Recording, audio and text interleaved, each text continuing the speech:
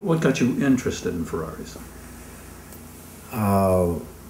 Larry Watson and I were friends. Larry was a custom car painter, 60s, 70s, 80s, famous, did some TV work and stuff, and well known like Boyd Coddington. And he always knew I wanted a Ferrari, and I had bought an Apollo, which was a Italian bodied car, aluminum bodied car with a Buick engine in it, not quite the Ferrari.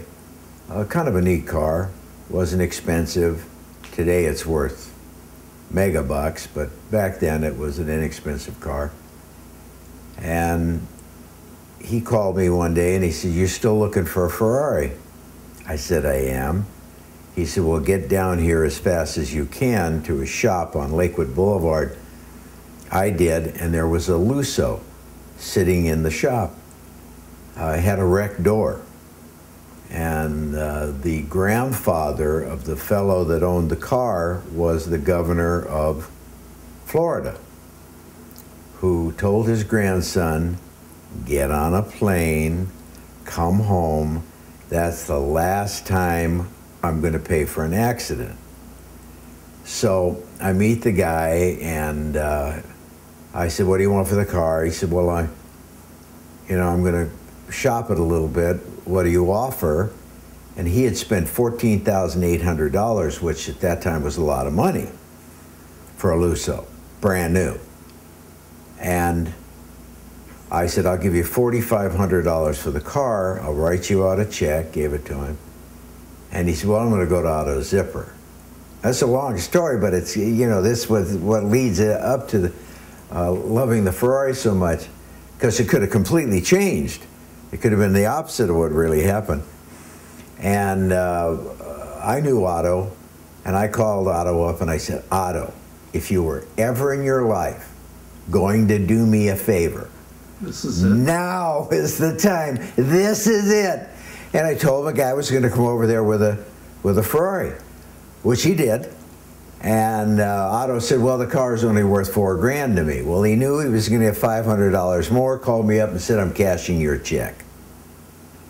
I said, Thank you, Otto. "Thank you very much." "Thank you, Otto." Otto in his wonderful German accent. "Okay, I will do this for you, but," that kind of thing.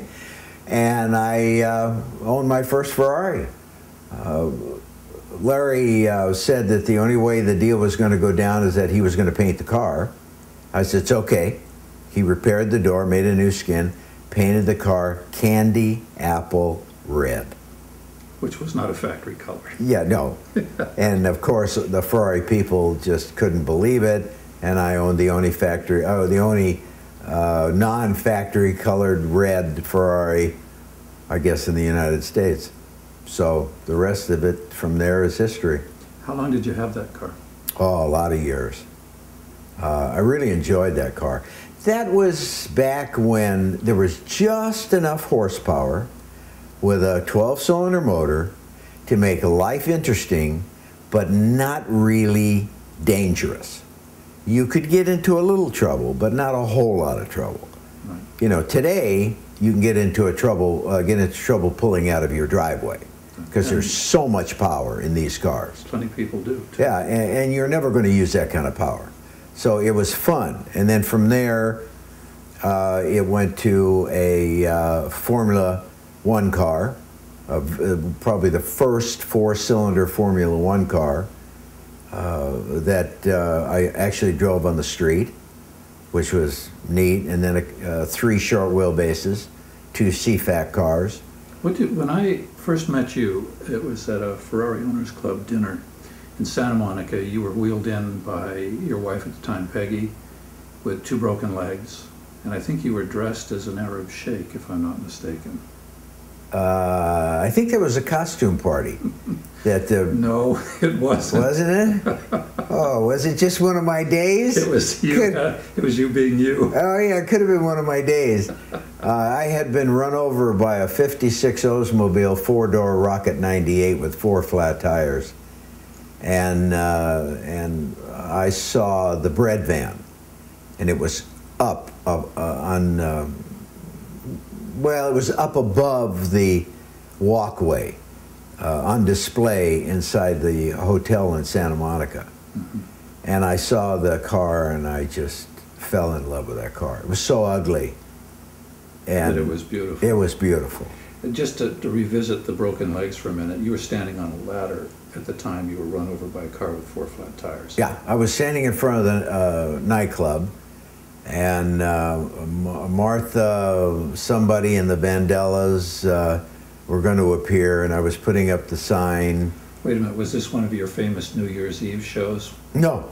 No. No, this is just a regular show. I could No, not I Can Tina Turner. A regular show, putting up the sign, and the guy was loaded and came down the Whittier Boulevard and saw the light was red and knew he was going to crash into all the cars, so he hit the very high curb and blew out all 4 tires and picked me off the ladder and ran over my Patek Philippe chronograph and both my legs. All right, well, the legs survived at any rate. Yeah, they did, kinda.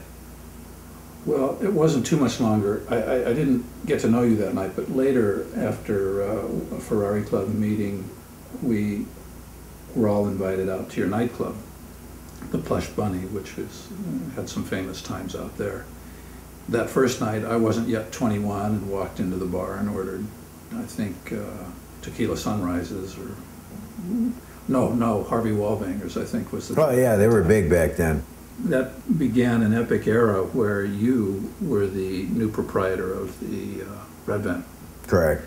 Tell me about the transaction. How did you come to buy it, I think, from Asa Clark? I saw the car in the hotel, in the wheelchair. Asa was there, and I said, Asa, do you want to sell that car? And he said, absolutely. And the reason why he wanted to sell that car is because it held, I don't know, a case and a half of oil in the engine, a lot of oil, because it was a race car. And he would put the case and a half of oil in there, go 3 blocks, and have to put another case and a half of oil in there. It was pouring out of the tailpipes, actually pouring out. You could put a cup down and fill the cup up. So I said, yes. I said, how much? He said, $4,500. Oh, boy. I said, sold. And we, Tony Mistretta and I took that car home on a car trailer. And I took the engine out of it with 2 broken legs and rebuilt it myself and owned it for a lot of years and just had a ball with it. What I always found curious, Asa was a fairly tall guy. I don't know how he fit into the car in the first place.